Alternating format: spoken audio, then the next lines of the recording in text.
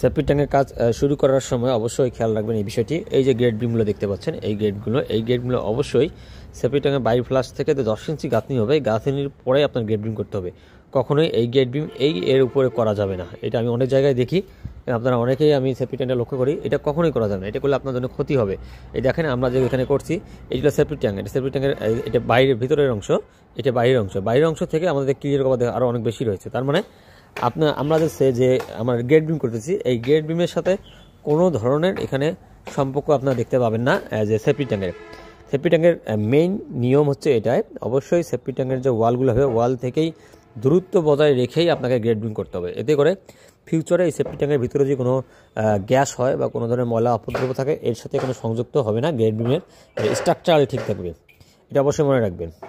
এভাবে মনে রাখে আপনারা সেপ্টিক ট্যাঙ্ক করলে সেপ্টিক ট্যাঙ্কের কোনো প্রবলেম হবে না।